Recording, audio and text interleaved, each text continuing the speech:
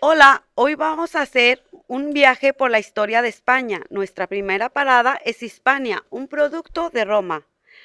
Para comenzar, hablaremos sobre la península ibérica.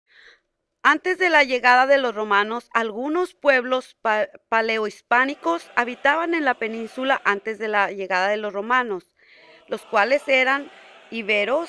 Habitan al sur de Cataluña por el litoral mediterráneo hasta Nurcia, además del valle Ebro, río llamado antiguamente Iber, del Ibero.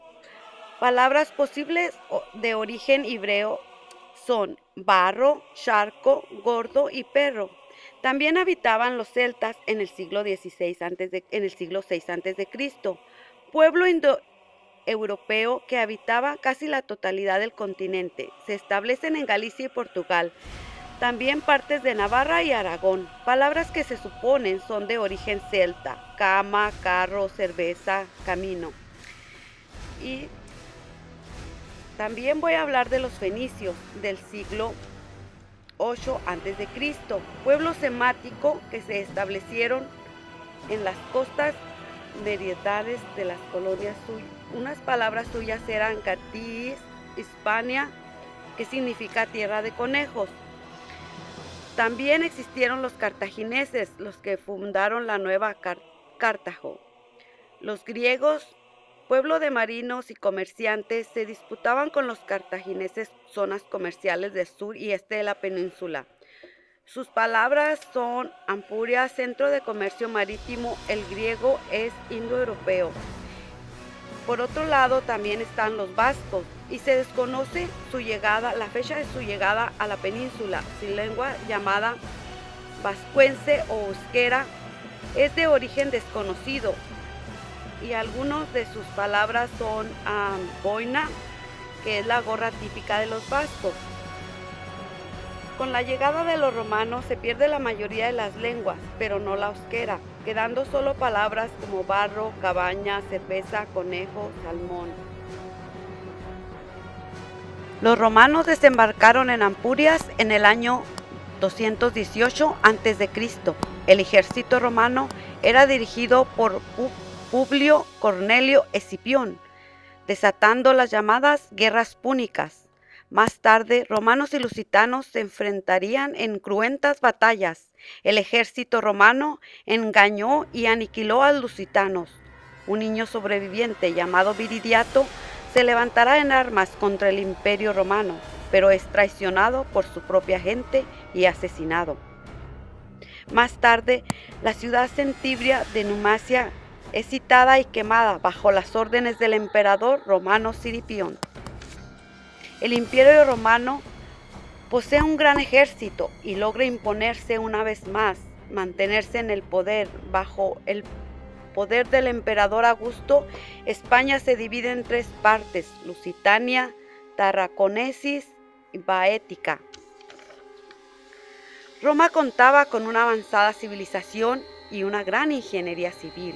Construye hermosos monumentos, puentes, acueductos, coliseos, que hasta el día de hoy se conservan algunos en España.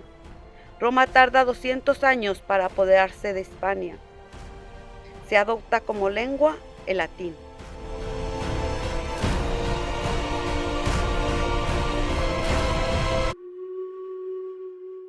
En nuestra segunda parada hablaremos del imperio cristiano a los reinos bárbaros.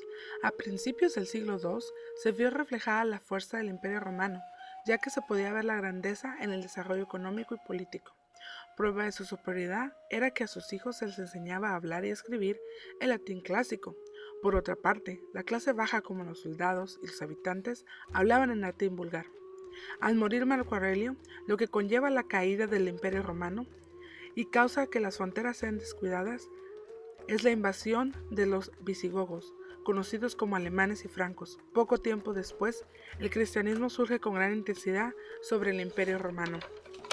Al inicio del cristianismo fueron perseguidos y masacrados. La nueva ola de cristianismo no eran permitidas.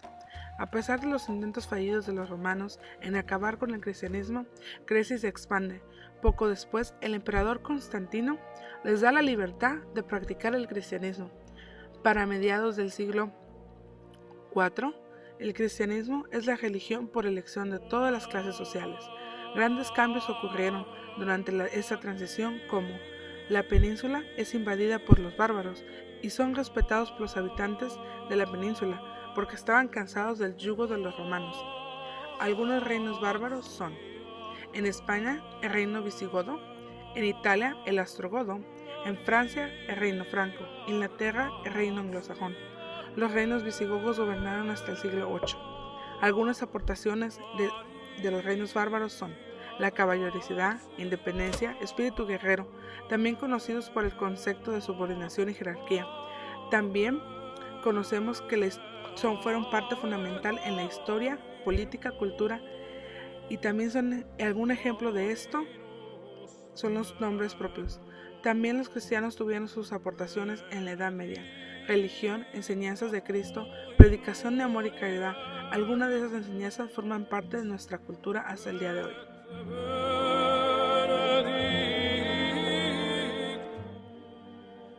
Nuestra tercera parada se encuentra en el Islam y la resistencia cristiana. En el año 711, un ejército musulmán entra en Andalucía. Encontró poca resistencia de la población hispanogoda, que de buena gana se ve liberado del yugo de los reyes godos. Los musulmanes logran establecer una grandiosa civilización en España, transformando la fisonomía lingüística de la península, afectando gravemente a la lengua española. Por consiguiente, se adoptan miles de vocablos al léxico hispano. También se construye la mezquita de Córdoba. El castellano se establece como dialecto dominante. El descubrimiento de las jarchas en el siglo V prueba que existe una variedad romance en la península musulmana. En el mismo siglo se establece Andaluz como una rica ciudad donde se utilizan el papel, el vidrio, y en la agricultura árabe tenemos los granos de arroz, la caña de azúcar, algodón, naranja. También sucede la disolución política del califato al-andaluz.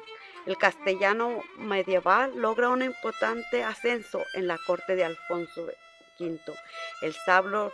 El sabio logra reunir historiadores, hombres de ciencia.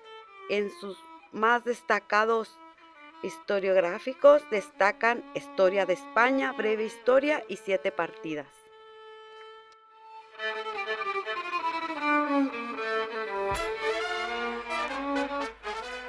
En nuestra última parada hablaremos de América, un nuevo mundo. A principios del siglo XVI, Francisco Pizarro trabaja con su abuelo conduciendo una piara de cerdos, ya que en esos tiempos la cría de cerdos era un prestigio que les permitía exhibir su pureza y cristianismo. Pizarro fue conocido como conquistador y explorador. Algunos grandes exploradores que guiaban las expediciones importantes para la corona de España son Nicolás de Obando, Cortés. Cortés fue uno de los más importantes, ya que decidió invertir todo su dinero en las Indias buscando nuevas rutas de expansión y territorio. Otro importante sería Colón, ya que Colón descubre un nuevo continente y muere sin ni siquiera haberlo sabido. Una fecha importante que marca el ayer y el hoy es en el año de 1518, cuando Hernán Cortés es nombrado por Diego Velázquez capitán de la expedición del territorio mexicano, ya que el territorio mexicano estaba lleno de oro y plata.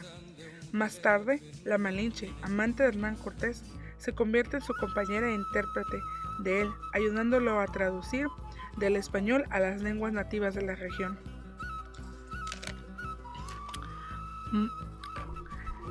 Hernán Cortés decide enfrentarse ante el gobierno de Cuba, por lo cual decide dejar el mandato y dárselo a Pedro de Alvarado, quien más tarde, por no saber manejar su mandato, decide matar parte de la nobleza mexicana y construye un despótico gobierno.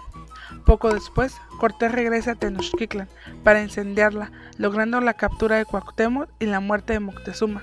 Así comienza la colonización de las Américas. A finales del siglo XVI, Hernán Cortés muere y Bartolomé regresa a México. Más tarde, la causa de todo esto es la exportación de productos y de cultura y la mezcla de las dos culturas, ya que influye en España la agricultura y en México, que es la agricultura. Por las conquistas queda la herencia de una lengua, la que hoy conocemos como el castellano, un continente y dos imperios, que hoy forman una nación. Cientos de lenguas y dialectos desaparecieron desde la llegada de los romanos a España, y de la llegada de los españoles a América también causó que se perdieran dialectos, lo que causó que la lengua evolucionara hasta como la conocemos hoy.